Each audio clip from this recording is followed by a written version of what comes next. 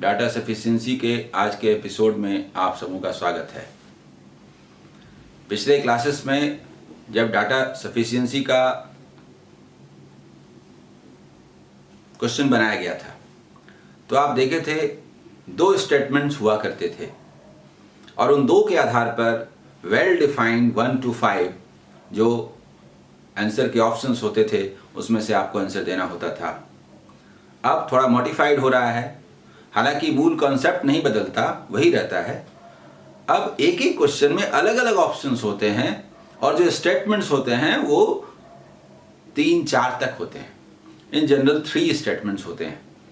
तो इसमें चैप्टर पे पूरा कमांड जरूरी है, पूरा कॉन्सेप्ट जरूरी है, लेकिन एक बात है कि कॉन्सेप्ट हो जाने के बाद बहुत कम समय में आप इसके क्वेश्चंस बना सकेंगे और आपकी सफलता का ये आधार भी बनेगा। फिर भी जब समझने की बात आती है तो धीरे धीरे उसके हर पहलू को समझा जाना चाहिए ताकि ये चैप्टर आपके दिमाग में बैठे। तो हम लोग क्वेश्चन शुरू करते हैं। हमारा जो पहला क्वेश्चन है, देखिए, how many students are studying in arts.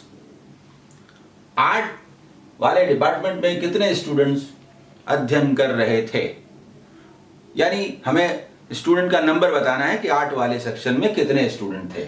ठीक है, स्टेटमेंट 1, स्टेटमेंट 2, स्टेटमेंट 3 दिए हुए हैं, इनको हम लोग पढ़ेंगे। लेकिन उसके बाद जो ऑप्शन है वो देखिए कुछ किस तरह का है।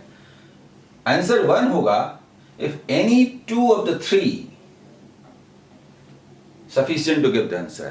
किसी भी इसमें से किसी भी 2 को ले लें तो आंसर मिलेगा, ऐसा अगर होगा, जैसे 1 2 को ले लें तो आंसर मिलेगा, या 2 3 को ले लें तो आंसर मिलेगा, 3 1 को ले लें तो आंसर मिलेगा। आंसर माने आर्ट में कितने स्टूडेंट्स हैं इसका नंबर मिलेगा, हम निकाल सकेंगे। अगर ऐसा होगा तो आंसर होगा 1।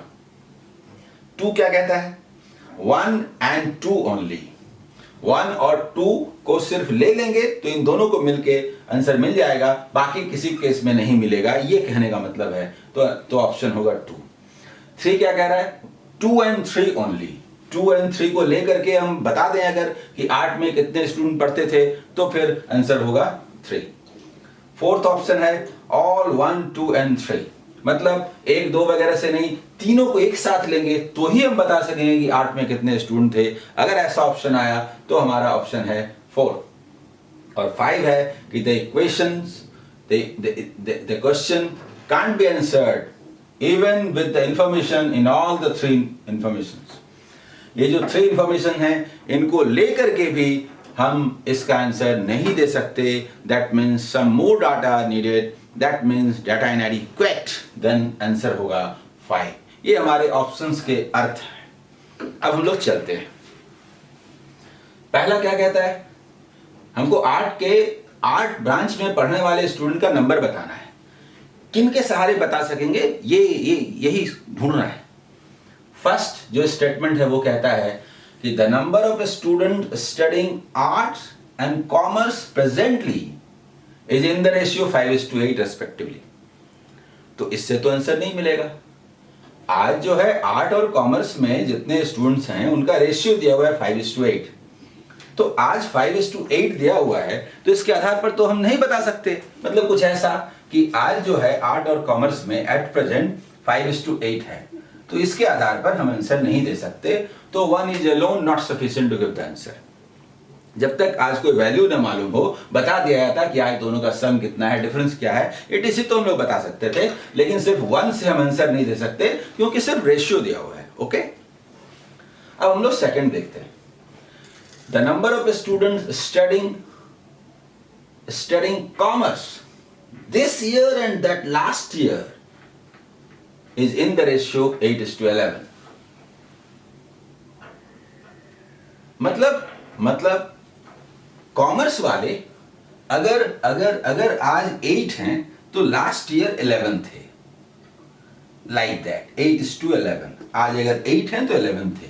सचमुच इस रेशियो में 5:8 आता है तो 8:11। लेकिन हम लोग इसको अलग लेके बात करते हैं कि सिर्फ सेकंड से मिलेगा क्या? सिर्फ सेकंड से तो नहीं मिलेगा। कॉमर्स वाले का बताया है कि इस ईयर और पिछले ईयर में क्या रेशियो है, इससे आर्ट वाला हम कैसे बता देंगे? तो भाई सेकंड से तो मिलने वाला नहीं है, अकेले तो सेकंड से भी नहीं मिलेगा। समझ रहे हैं? क्योंकि सेकंड में सिर्फ कहता है कि कॉमर्स के स्टूडेंट आज और आज से 1 साल पहले जो थे उनका रेशियो। भाई आज 8 का स्टूडेंट का नंबर बताना है तो कैसे बताएंगे, 8 के बारे में कुछ बोलिए, तो सेकंड से नहीं निकलेगा। अब आइए third, the number of students studying arts last year was 200। अब लास्ट ईयर 200 थे तो आज कितने हम कैसे बता दें, तो अकेले तो इससे भी नहीं निकलेगा। तो ये बात आपको समझ में आई कि अकेले अकेले तो किन्हीं से मिलने वाला नहीं है। अब देखते हैं किन को जोड़ने से कैसे मिल सकता है, ये आपस में कैसे जुड़ते हैं। कुछ ऐसा सोचिए कि आज पहला वाला स्टेटमेंट कहता है फर्स्ट कि आज 5:8 रेशियो है, ठीक है। सेकंड वाला कहता है कि आज कॉमर्स का आज और लास्ट ईयर में ये रेशियो है, तो इन दोनों को लेंगे तो जुड़ जाएगा, ठीक है। ये 5 है तो 8 है तो 11 है, ओके, ठीक है। थर्ड वाला कहता है कि 8 वाले स्टूडेंट लास्ट ईयर यहां पर 200 थे, तो ये वैल्यू दिया हुआ है ना 200, इस वैल्यू का क्या संबंध है तो नहीं दिया हुआ है, बताइए। अगर यहां कहीं भी रेशियो दे दिया जाता कि 8 वाले का ये रेशियो था आज और आज से 1 साल पहले, या लास्ट ईयर 8 और कॉमर्स वाले का ये रेशियो था, कुछ दिया हुआ होना चाहिए। यहां जुड़ा है, यहां जुड़ा है, ये वैल्यू किसी से जुड़ा हुआ नहीं है। जब तक ये जुड़ेगा नहीं हम ये बताएंगे कैसे। 5 मीन्स व्हाट, 8 वाले को 5 बोल सकते हैं, बट 5 मीन्स व्हाट, तो 5 का कोई संबंध इस 200 के साथ किसी का कोई संबंध नहीं है। So even all the 3 taken together not sufficient to give the answer, means data and adequate. Answer is 5. Answer is 5. ये आप समझे? क्वेश्चन पहले देख लिया जाए। What is the area of an equilateral triangle? Equilateral triangle. Triangle having equal sides. समबाहु त्रिभुज, यानी समबाहु त्रिभुज इक्विलैटरल ट्रायंगल का एरिया बताना है। किन के सहारे, किन स्टेटमेंट्स के सहारे आप निकाल सकते हैं, बस एरिया निकालना नहीं है, बताना है। अब आइए statements. First, length of the perpendicular from one of the vertices to opposite side is x cm. कोई भी इक्विलैटरल ट्रायंगल है, उसमें जो वर्टिसेस से परपेंडिकुलर ड्रॉ करेंगे अपोजिट साइड पर, उसका लेंथ दिया हुआ है एक्सियम। हम लोग आते हैं उसके ऑप्शन पे बात करते हैं या करते चलते हैं। देखिए इक्विलैटरल ट्रायंगल में सारे साइड्स इक्वल होते हैं, तो एक ही वेरिएबल हुआ ना। पेरीमीटर पूछा जाए तो हम जानते हैं तीनों साइड का सम जोड़ 3x 3a। परपेंडिकुलर डिस्टेंस पूछा जाए तो √3/2 इंटू a, यानी a आप जानते हैं, साइड तो बता सकते हैं। एरिया √3/4 इंटू साइड स्क्वायर, ये भी आप जानते हैं। यानी इक्विलैटरल ट्रायंगल में कुछ भी मालूम हो, साइड मालूम हो, पेरीमीटर मालूम हो, एरिया मालूम हो, एक भी बात मालूम हो तो कुछ भी निकाल सकते हैं, ये हमें पता है। तो बताइए 1 इज अलोन सफिशिएंट हुआ कि नहीं? अगर मुझे परपेंडिकुलर डिस्टेंस मालूम है, मतलब ये जो लंब खींचा वो मालूम है, तो ये तो हम जानते हैं √3/2 इंटू साइड, और साइड दिया हुआ है, परपेंडिकुलर डिस्टेंस दिया हुआ है, परपेंडिकुलर डिस्टेंस दिया हुआ है x, तो हम आसानी से बता सकते हैं कि उसका साइड क्या, और साइड मालूम हो गया तो हम आसानी से बता सकते हैं कि उसका एरिया क्या। तो 1 is alone sufficient to give the answer, समझ रहे हैं? सेकंड है length of each side of the triangle is YCM। अब बताइए हर साइड अगर YYCM है, y मैंने दिया हुआ है YCM है, तो साइड तो मालूम हो गया, साइड मालूम हो गया तो एरिया तो हम जानते ही है √3/4 into side square. 2 is alone sufficient to give the answer. और 3, perimeter of the triangle is ZCM। Perimeter मतलब परिमिति, मतलब घेरा, तो त्रिभुज का घेरा परिमिति ये दिया हुआ है ZCM। अरे वो क्या होता है, जो साइड होता है 3 तो साइड मिला दीजिए तो होता है, तो साइड क्या होगा 1/3 Z/3। साइड मालूम है तो फिर एरिया मालूम हो गया। Any one of the 3 is sufficient to give the answer. एक आसान क्वेश्चन था जिसका तुरंत आपने आंसर ढूंढा। देखिए पहला ऑप्शन है any one of the three, इसमें से किसी भी एक को ले तो अकेले अकेले हम सक्षम हैं कि उस समबाहु त्रिभुज इक्विलैटरल ट्रायंगल का एरिया बता सकते हैं। बाकी ऑप्शन की जरूरत भी नहीं है, जैसे था any two of the three, one and either two and और three, all 1, 2 and 3, and the question can't be answered even with the information in all the three information। तो ये सब का कुछ मतलब नहीं है, आप इसको देख सकते हैं। समझाने के लिए मैंने ये बना दिया, ये इक्विलैटरल ट्रायंगल है, साइड्स इक्वल हैं, हम जानते हैं, पेरीमीटर जानते हैं। अगर इसको हम बोल दें कि ए है, इसको ए बोल दें तो हमें मालूम है ये क्या है। हाइट का जहाँ तक सवाल है वो परपेंडिकुलर डिस्टेंस होता है, ये तो मालूम है। ये हाइट क्या होता है, एडी हाइट √3/2 इंटू साइड और एरिया √3/4 इंटू साइड स्क्वायर। तो ये आपको पता नहीं भी है, आपको लगता है कि हाँ उसका अगर साइड मालूम है तो हम सब कुछ बता सकते हैं, दैट इज एनफ, क्योंकि इसमें आंसर निकालना तो होता नहीं है, निकल जाएगा ये आप जानते हैं तो हो जाएगा। तो ये ठीक ठाक क्वेश्चन था। नेक्स्ट क्वेश्चन है डाटा सफिशिएंसी का। What is the rate of interest percent per annum. Rate percent per annum, rate का, इंटरेस्ट का जो रेट है परसेंट पर एनम, उसके लिए इंफॉर्मेशंस दिए हुए हैं। और जो ऑप्शंस हैं देखिए, ओनली 1 and 2, आइदर ओनली 2 और 1 and 3 together, third only 1 and 2, 3 and either 1 और 2, none of these, इस तरह से ऑप्शंस हैं। देखिए what is the rate of interest percent per annum, ये हमें बताना है, रेट को परसेंट पर एनम में बताना है। फर्स्ट स्टेटमेंट क्या कहता है, difference between compound interest and simple interest for 2 years is ₹100। एक बात साफ साफ समझिए, सिंपल और कंपाउंड इंटरेस्ट दोनों के रिलेशन पर है, आपको दोनों चैप्टर पर कमांड चाहिए, तभी इस क्वेश्चन का आंसर तुरंत दे सकते हैं। आइए देखिए, अगर आप साफ साफ समझते हैं सिंपल और कंपाउंड इंटरेस्ट को, उनके रिलेशन को, डिफरेंसेस को, तो देखिए मजा आएगा। 2 years तो मालूम है और ₹100 डिफरेंस है, कुछ और चाहिए था, इतने में नहीं बता सकते, कुछ और चाहिए था। 2 years तो ठीक है, देखिए ऐसा होता है कि 2 years तो ठीक है और यहां पर ₹100 डिफरेंस हुआ है, ये भी ठीक है। सिंपल इंटरेस्ट अगर मालूम हो जाए, डिफरेंस जोड़े तो कंपाउंड होता है, ये डिफरेंस है।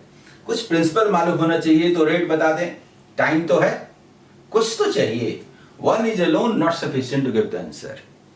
पहले वाले से आंसर नहीं मिलता, क्योंकि सिर्फ ये ₹100 और 2 years बोलने से कैसे बता सकते हैं रेट क्या था। सम मोर डाटा नीडेड। तो ठीक है, इसको छोड़ दीजिए। अब 2 को देखिए, the amount doubles itself in 10 years on simple interest। Yes, this is alone sufficient to give the answer। Simple interest के रेट से कोई धन 10 वर्षों में 2 गुना हो जाए तो ये तो हो गया। जो भी पैसा हम जमा करते हैं 100%, वो डबल हो गया तो 200%, तो इंटरेस्ट हुआ 100%, और वो 10 years में हुआ तो 1 year में 10% per annum. This is the rate. Yes, sufficient. अगर आप जानते हैं तो बिना निकाले हुए कह देंगे कि yes, 2 is alone sufficient to give the answer। Second statement से अकेले ही इस रेट का परसेंट पर एनम, यानी इंटरेस्ट का रेट परसेंट पर एनम निकलता है। 2 is alone sufficient to give the answer। अब ये तो अकेले आंसर दे दिया, अब देखते हैं बाकी से भी मिलता है कि नहीं मिलता है। थर्ड है द अमाउंट इन्वेस्टेड इज ₹10,000। तो इससे अकेले तो नहीं मिलेगा, अब अमाउंट मालूम रहेगा, जो इन्वेस्टमेंट हुआ प्रिंसिपल, तो कैसे बता देंगे कि क्या रेट था। तो इससे अकेले नहीं मिलेगा। तो आप जरा सोचिए, जब 2 से मिल गया है, इस 2 से जब मिल गया है अकेले, तो अब हम ये सोचेंगे कि 1, 3 वगैरह से मिलता है कि नहीं। तो यस, डिफरेंस मालूम था और इसको कंबाइन कर देंगे तो प्रिंसिपल यहां मालूम हो जाएगा ₹10,000। तब तो हो गया। प्रिंसिपल का ये कितना परसेंट है, ₹100। 10,000 था ना, 10,000 तो 1%, और 1% किस रेट के लिए होता है, 10% पर एनम के लिए। आप जरा सोचिए ये जो 1% पर एनम है, 1% पर एनम है, 1% जो इंटरेस्ट डिफरेंस है, देखिए डिफरेंस है ना, डिफरेंस 100 रुपीज, ये कितना है डिफरेंस? 1%। और 1% कैसे हुआ? तो इस जो रेट होगा उस रेट से यहां जो हुआ होगा उसी का ये 100 होगा ना। जैसे मान लीजिए 12%, 20% अगर हो तो 20% क्या होगा? 2000, और 2000 का 20% निकालते तो यहां होता, तो यहां जो निकलेगा R% होगा, उसी का ना R% ये होगा। यानी ये जो है R² % होगा, दैट इज 1। R² % माने 1, यानी R² by 100 is equal to 1, यानी R² इज इक्वल टू 100, यानी कि R इज इक्वल टू 10। ये निकालने की जरूरत नहीं, ये तो मैं समझाने के लिए कह रहा था। जब प्रिंसिपल और डिफरेंस मालूम है तो इसका परसेंटेज हमको मालूम होता है और ये परसेंटेज से रेट निकल जाएगा। जैसे देखिए 10% का रेट निकला, 10% पर एनम का रेट निकला, तो 10% कितना होता है? 1000। देखिए यहाँ 1000 और इसका 10% क्या होता है? 100। तो 1 and 3 both combining together sufficient to give the answer। तो आप क्या देखें, 2 से अकेले भी आंसर मिलता है और 1 and 3 इन दोनों से भी मिलता है। तो हमारा ऑप्शन क्या है? आइदर ओनली 2 से मिला, और 1 and 3 टुगेदर, वो भी मिलकर आंसर देता है। ठीक है, अगला क्वेश्चन है हमारा, what is a 2 digit number. एक 2 डिजिट नंबर बताना है। अगर डिजिट्स को आप x y मान लें, यूनिट प्लेस पर y और 10th प्लेस पर x, तो 10x plus y like that, number हमारा क्या हो जाएगा? 10x plus y। अगर किसी को दिक्कत हो रही हो तो बताइए। ये असल में क्या होता है, अक्सर हम लोग नंबर को एक्स वाई मान लेते हैं, x24 मान लेते हैं, लेकिन अगर उनके डिजिट की चर्चा हो 24, तो आप देख रहे हैं कि 4 यूनिट प्लेस पर है और 10th प्लेस पर 2 है। 2 into 10 plus 4, 10x plus y, where x and y are digits and digits will be from 0 to 9, positive whole number 0 to 9। तो डिजिट्स की चर्चा अगर है तो हम 10x plus y टाइप का नंबर मानेंगे, और x और y का वैल्यू मालूम हो गया तो फिर नंबर मालूम हो गया। I what is a 2 digit number. ये 3 स्टेटमेंट दिए हैं, हम लोगों को देखना है और उनके आधार पर ये सब ऑप्शंस हैं कि 1 and 2 only, 1 and 3 only, 1 and either 2 or 3 only, any 2 of the 3 और none of these, ये सब है। तो आइए देखिए, फर्स्ट क्या है कि the digit in the 10th place, ये देखिए in the 10th place is the cube of the digit at the unit place. मतलब कुछ इस तरह का कह रहा है कि x जो है ना, ये y का क्यूब है। तो क्या करें, y अगर ये 1 है, y अगर हम 1 मानेंगे, y 1 मानेंगे तो x क्या हो जाएगा? y अगर हम 1 मानेंगे तो x क्या हो जाएगा? 1 का क्यूब यानी 1। y अगर हम 2 मानेंगे तो ये 2 का क्यूब यानी 8, और तो हो नहीं सकता, 3 लेंगे तो 27 हो नहीं सकता।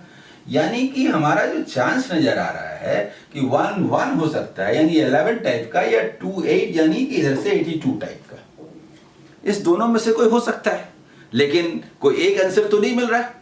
तो 1 से अकेले आंसर तो नहीं मिल रहा है, या तो 11 होगा नहीं तो 82 होगा, ये तो सही है, लेकिन इन दोनों में से कौन होगा? कंफर्म आंसर तो नहीं है। तो 1 is alone not sufficient to give the answer. ठीक है, 1 से अकेले आंसर नहीं मिलता।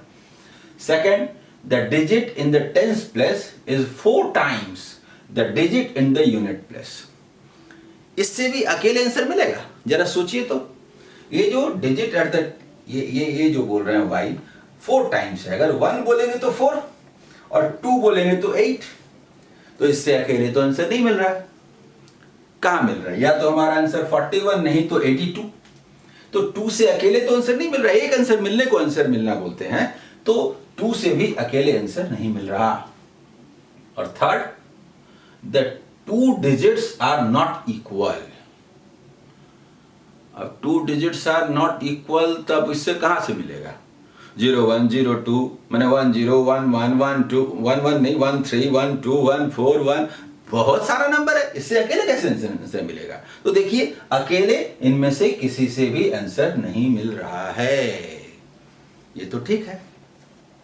अब आप जरा सोचिए कि कंबाइन करते हैं, जैसे फर्स्ट वाला ये कह रहा है कि क्यूब है, तो या तो 11 है नहीं तो 28 है, और 1 के साथ 2 को अगर ऐड कर दें तो कह रहा है कि नहीं ये वाला इसका 4 टाइम्स है। तो देखिए ये तो 4 टाइम्स नहीं है, ये तो 4 टाइम्स है। Yes, combining together we get the answer. तो 1 एंड 2 मिलके तो आंसर दे रहा है। हम लोग क्या देख रहे हैं, 1 से भी आंसर, 1 एंड 2 ये दोनों को मिला देंगे तो आंसर मिलेगा, ये तो दिख रहा है। अच्छा, फिर आगे आइए, ये सेकंड वाले से क्या पता चलता था? सेकंड वाले से क्या पता चलता है? पता चलता है कि ये 4 टाइम्स है, ये 1 है तो 4 है, 2 है तो 8 है, तो कंफर्म पता नहीं चल रहा। लेकिन 3 वाले को मिला दें अगर, 3 वाले को मिला दें अगर, तो क्या दिख रहा है? Yes, digits are not equal, digits are not equal. इसका मतलब ये 1 4 भी इक्वल नहीं है, 2 8 भी इक्वल नहीं है। 2 डिजिट्स आर नॉट इक्वल, तो 1 4 भी इक्वल नहीं है, 2 8 भी इक्वल नहीं है, तो इससे हमको पता नहीं चल रहा। यानी कि 2 3 को मिलाने से पता नहीं चल रहा। 1 2 को मिलाने से आंसर मिल रहा था, 2 3 को मिलाने से आंसर नहीं मिल रहा। अब 1 3 बाकी रह गया, तो 1 और 3 को मिलाएंगे तो देखिए मिल रहा है। 1 में क्या कह रहा था, या तो दोनों इक्वल होगा 11 या 82, और ये कह रहा है इक्वल नहीं है, ये इक्वल नहीं है, तो ये वाला नहीं है। 2 डिजिट्स आर नॉट इक्वल, तो ये वाला नहीं है, तो 82 है। तो यस, 1 एंड 3 से भी आंसर मिल रहा है, 1 एंड 3 से भी आंसर मिल रहा है। तो इसका मतलब क्या हुआ कि 1 3 से भी मिल रहा है और 1 2 से भी मिल रहा है। इसका मतलब 1 एंड आइदर 2 और 3, 1 कॉमन है एंड उसके साथ आइदर 2 ले लीजिए तो भी मिल रहा है, और 3 ले लीजिए तो भी मिल रहा है। यानी कि आंसर इज 3, आंसर इज 3। ये आपको समझ में आया? ठीक है, ओके। लास्ट क्वेश्चन है हमारा, 5th क्वेश्चन है, what is the length of a train? देखिए इस चैप्टर की विशेषता ही है कि इस चैप्टर का पूरा कॉन्सेप्ट आपको ठीक ठीक समझ में आना चाहिए, तभी कब बनेगा कब नहीं बनेगा, इन स्थितियों की जांच करके आप ऐसे ऑप्शंस के बारे में डिसीजन ले सकते हैं।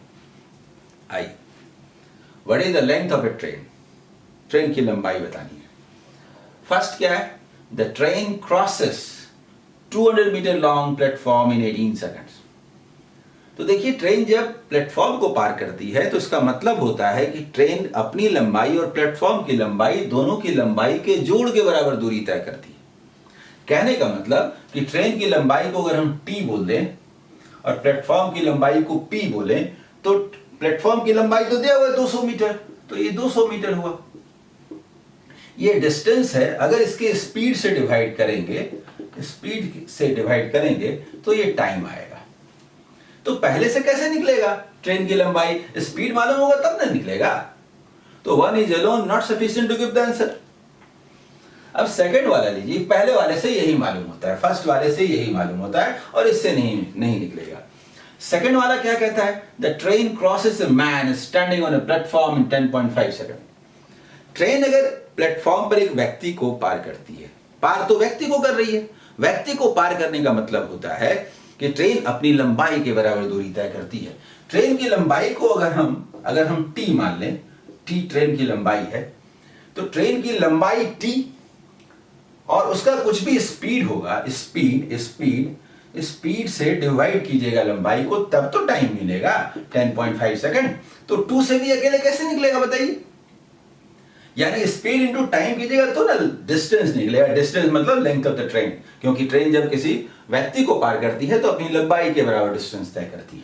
जब ये चैप्टर पर आपका कमांड होगा तो ये बातें नॉर्मल बातें हैं, आपको समझ में आएंगी। तो 2 से भी अकेले आंसर तो नहीं मिल रहा, और थर्ड से कैसे मिलेगा?